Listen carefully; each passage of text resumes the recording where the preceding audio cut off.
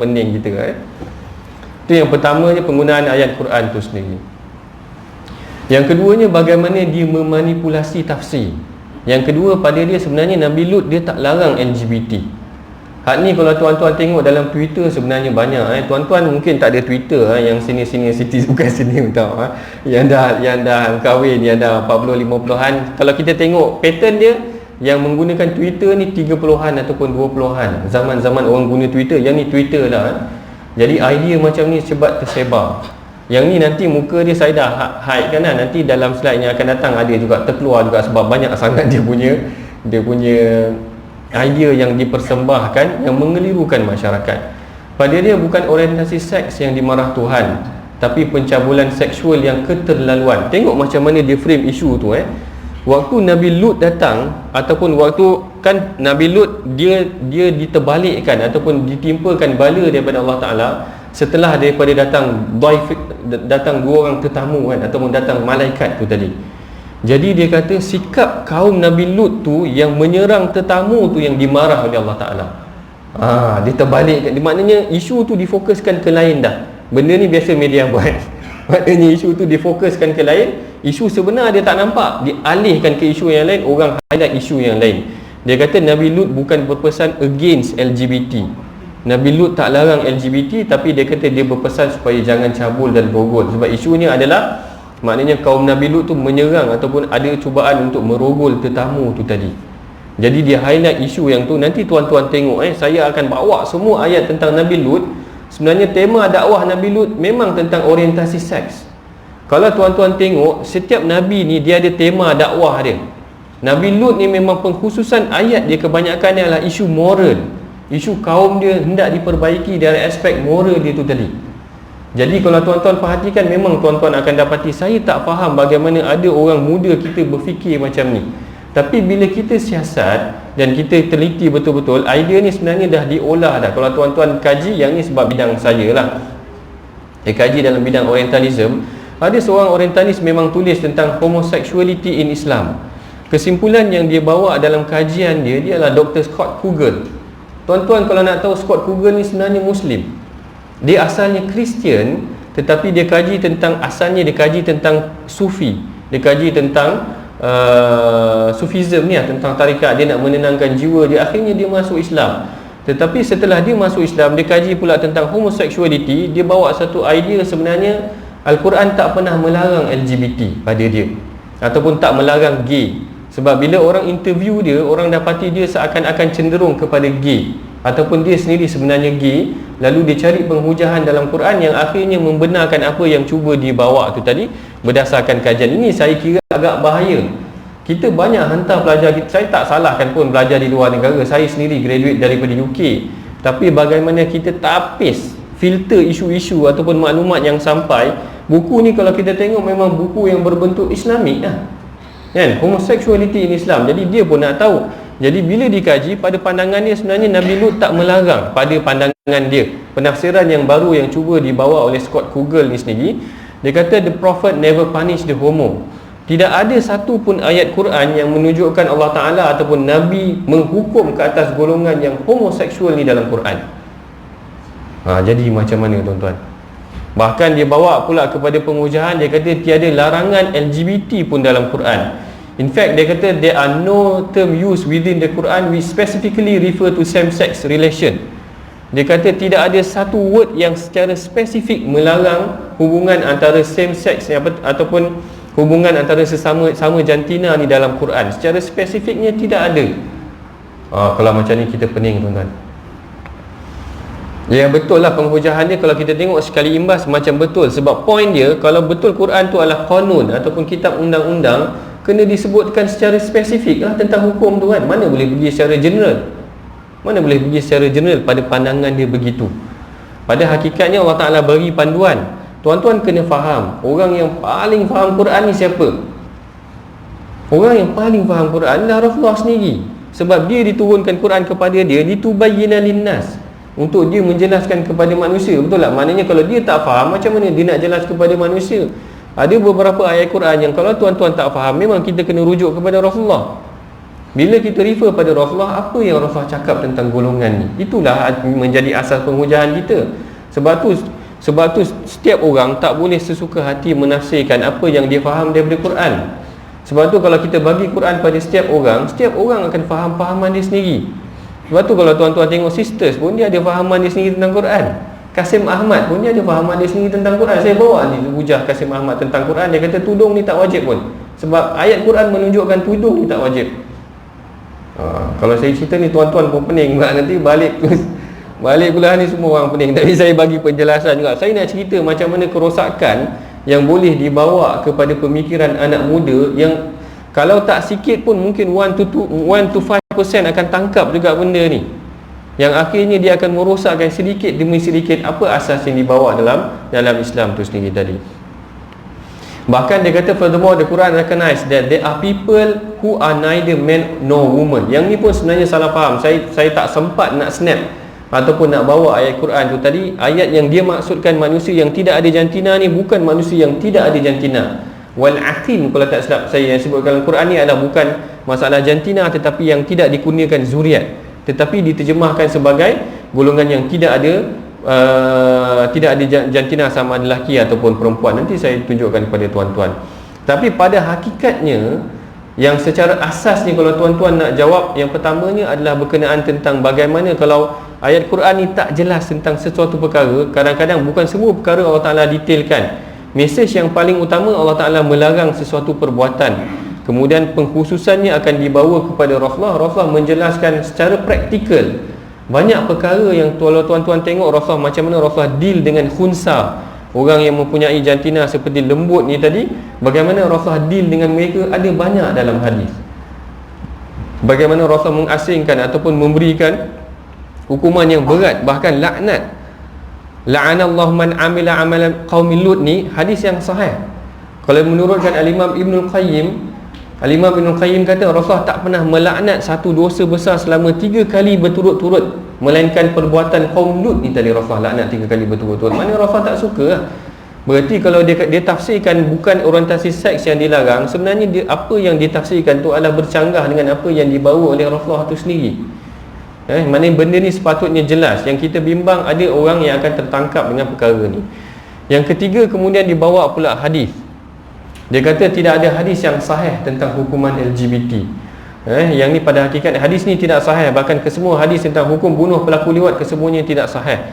Yang ni sebab tu juga saya bawa balik kepada tuan-tuan bagaimana perlunya kita untuk menilai, untuk meneliti bagaimana penghujahan ulama. Kalau tuan-tuan tengok, selepas daripada Rasulullah melarang perkara ni, para sahabat, walaupun Rasulullah tak kenakan hukuman yang secara direct yang macam disebutkan, tetapi para sahabat bermula Abu Bakar, Sayyidina Ali, ada beberapa nama sahabat yang akan disebutkan nanti menunjukkan ataupun mengenakan hukuman yang keras terhadap golongan ni.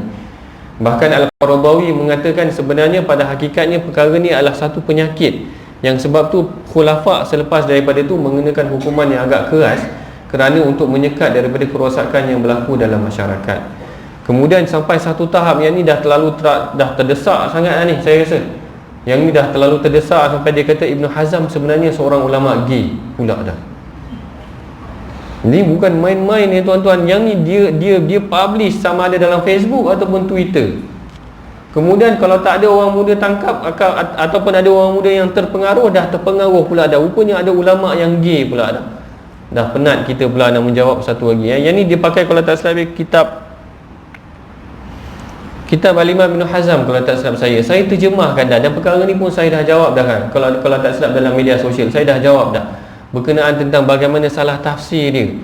Kecintaan para sahabat. Kalau sekadar dia cinta, dia menyatakan rasa sayang daripada para sahabat ataupun pada kawan dia, perkara tu tak pelik pun. Even Rasulullah pernah ucapkan uhibbuka fillah pada Sayyidina Mu'az. Ya Mu'az inni uhibbuka fillah faqul fi kulli dubur salah Allahumma a'inni ala dzikrika wa syukrika wa husni ibadatik. Mu'az sendiri Rasulullah pernah ucapkan rasa sayang. Rasulullah pernah cakap kepada Mu'az, wahai Mu'az, aku sayang kat kau kerana Allah Ta'ala. Kalaulah lafaz sayang seseorang kepada seseorang dianggap gay, perkara tu tak betul pun, penghujahan sebegitu. Tapi memang susah sikit lah nak buat. Walaupun perkara tu sebenarnya sunnah untuk kita cakapkan kita sayang pada kawan kita. Kalau saya sayang Tuan Imam, saya cakap Tuan Imam saya sayang Tuan Imam, kan Tuan Imam rasa lain lah kata kan. Dah jadi lain macam. Memang lain sikit lah sekarang ni. Tapi dari aspek mana kita tak boleh pandang secara literal ni macam tu. Dia adalah seorang gay, hanya semata-mata kata-kata dia tadi. Jadi apa yang dituliskan oleh Al-Imam Ibn Hazm atas rasa sayang daripada para sahabat dia ataupun kawan-kawan dia, tak boleh kita nak hukumkan semudahnya begitu. Tetapi saya anggap perkara ni dah terlalu dah terdesak sangat nak mencari hujah ke, sehingga mereka boleh menyatakan sebenarnya ada ulama juga, Ibn Hazm secara spesifiknya dia katakan sebagai seorang ulama yang gay. Bahkan yang kemuncak dia kata khalifah sendiri ada yang bersikap begini macam tu Yang ni kita dah penat jawab Tapi kalau saya pun tak sempat nak huraikan semua pada tuan-tuan sebab slide ni banyak dan isu dia pun banyak. Tapi perkara ni boleh dijawab dan kita ada jawapan dan kita boleh jelaskan pun. Bahkan sebenarnya penulisan tentang khulafah ni memang kena perhatikan betul-betul. Khulafah ni adalah jawatan politik sama macam hari ni. Bila jawatan politik, dia akan ada musuh politik dia. Maknanya Umawi akan ada musuh dengan Abbasi sebagai contoh, ataupun Abbasi mungkin tak disukai ataupun disukai oleh Syiah, ataupun tak disukai oleh Mu'tazilah, ataupun tak disukai oleh sebahagian-sebahagian orang. Isu politik akan menyebabkan penulisan sesuatu perkara ni akan cenderung kepada kehendak kita, betul tak? Maknanya kalau kita tak suka pada dia, mungkin kita akan tulis sesuatu perkara yang memburukkan dia. Jadi sebab tu dalam pengriwayatan sejarah Islam ni sendiri tadi, macam tu juga dengan pengriwayatan tentang sahabat dan sebagainya, kena teliti dulu tentang sumber dia. Mungkin ditulis oleh musuh dia yang tak gemar pada dia, lalu dilebih-lebihkan aspek penceritaan kejahatan dia dan sebagainya. Orang macam-macam panggil hari ni pun macam-macam gelaran, tuan-tuan boleh dengar. Saya malas nak sebut, tapi tuan-tuan tahu lah gelaran-gelaran yang tak elok ni kan macam-macam akan keluar Jadi tengah panas sekarang ni, Perdana Menteri ada tak ada ni, sekarang jadi macam-macam punya isu pula lagi. Tapi saya nak cerita ni macam tu, khalifah ni pun sama juga. Kadang-kadang aspek pengriwayatan kena tengok betul-betul, penghujahan dia ataupun daripada sumber dia kena perhatikan betul-betul. Bukan even kalau betul pun, dia bukan menjadi satu hujah pun untuk dia membolehkan LGBT. Betul tak? Maknanya para khulafah mungkin ini kemuncak lah kalau betul pun kisah tersahih. Kalau betul pun, pada saya tak.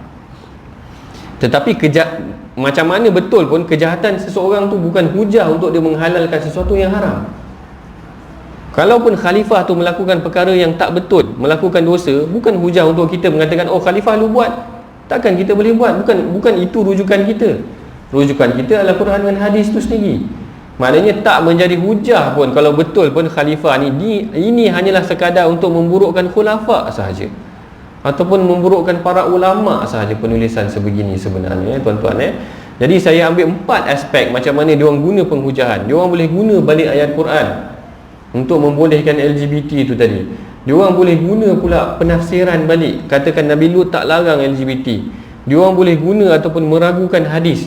Dia kata tidak ada hadis yang menunjukkan sebenarnya LGBT ni dilarang ataupun dihukum oleh Rasulullah.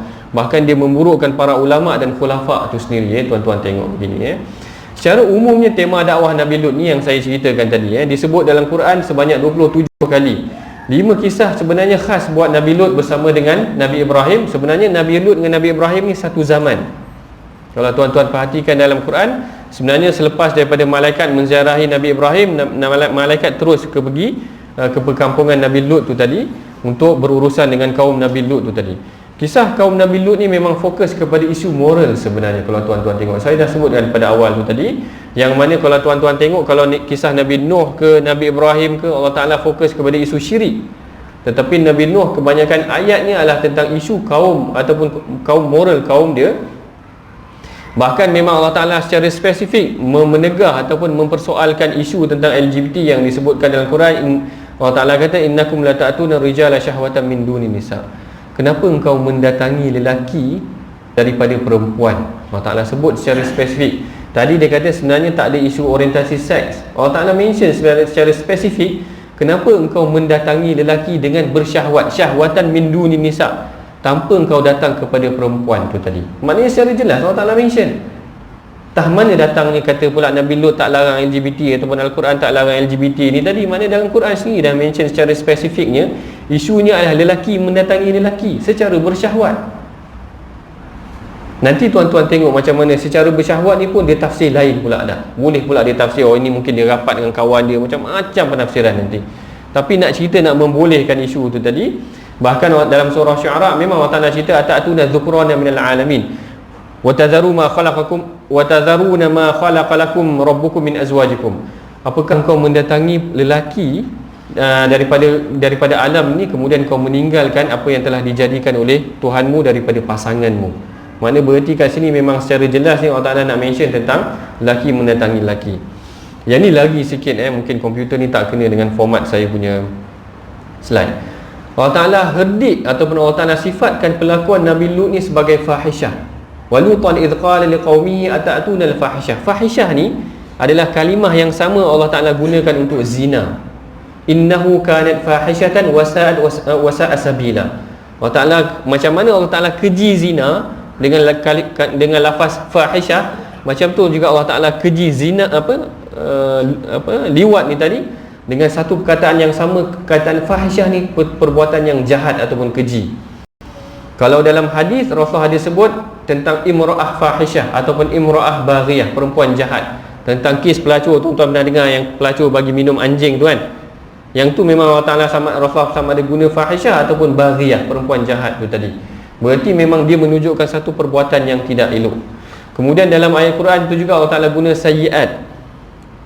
Wa min qablu kanu ya'maluna sayyi'at. Kemudian Allah Ta'ala tunjukkan haula'i banati, ni kan ada anak perempuan aku, kenapa tak nak pada anak perempuan aku? Maknanya jelas isu tu adalah isu tentang lelaki dan perempuan lah. Isu tentang sexual punya orientation lah, adalah isu dia dekat situ.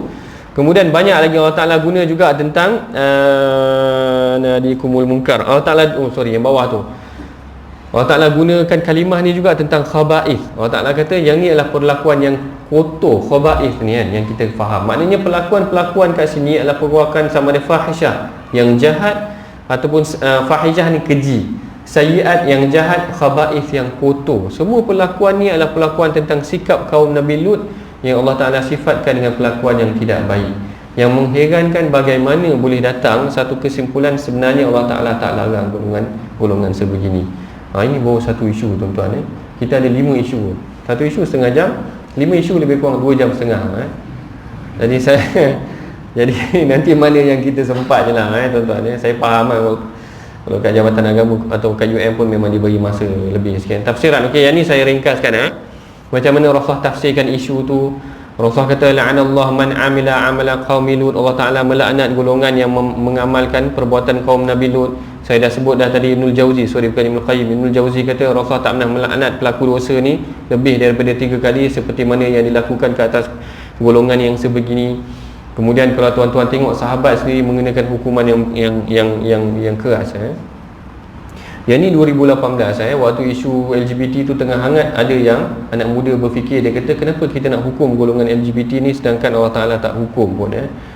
Yang ni sebenarnya susah juga kalau nak kata kita tak hukum, sebab para sahabat hukum. Yang ni hukuman para sahabat agak keras juga. Imam Syaukani pernah cerita tentang perkara-perkara ni.